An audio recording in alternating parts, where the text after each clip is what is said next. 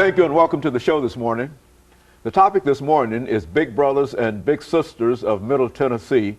And we're fortunate to have with us this morning to talk about Big Brothers and Big Sisters of Middle Tennessee, the CEO of Big Brothers and Big Sisters of Middle Tennessee, Mr. Lowell Perry. I got it straight. Lowell Perry. Yeah. How are you doing this morning, Mr. Perry? I'm fabulous, Dr. And let me welcome you to the show and tell you how delighted we are to have you with us this morning, and especially to talk about Big Brothers and Big Sisters of Nashville.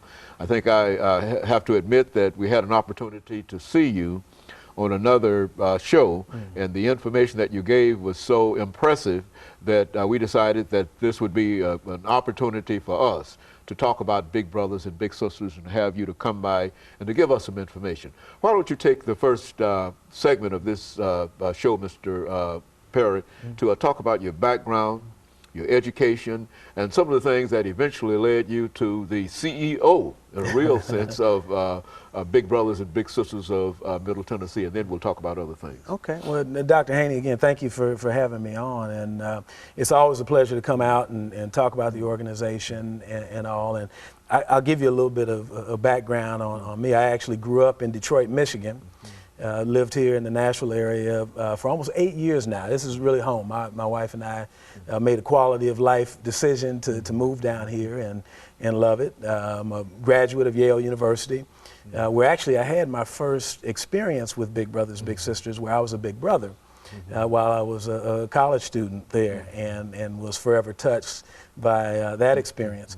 I think I bring a really unique background to this thing. I've never been involved in the social profit sector before, and some people call it nonprofit. I don't particularly like that term, but this is the first time that I've ever been involved in it. I've done things from running a manufacturing company for a number of years, had my own marketing company. I actually worked in professional sports for almost 9 years. I was with the Seattle Seahawks organization in the front office, and then spent a year with the Mariners as well.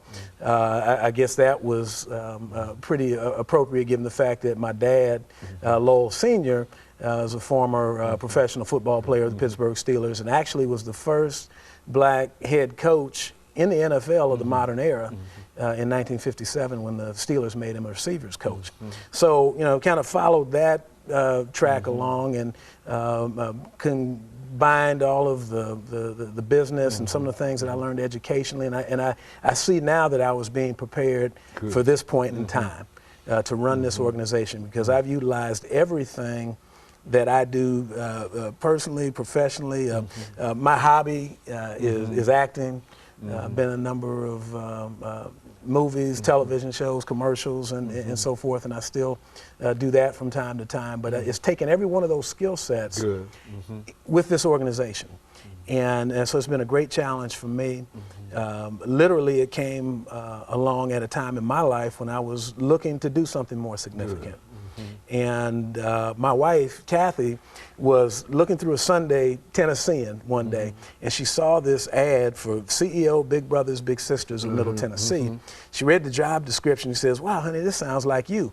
I said, "You know what? This is me." That's good. Yeah, these people be nuts not to hire me. You know, so, and I told the board that during our interview process that I thought I was bringing a unique set of skills, that they could certainly find somebody that could come in and do a good job, but wouldn't find anybody like me, because I felt a calling to be here.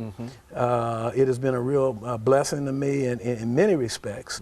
It's stretched me to the limits as a professional, as a manager, and just the passion for kids that I've always had.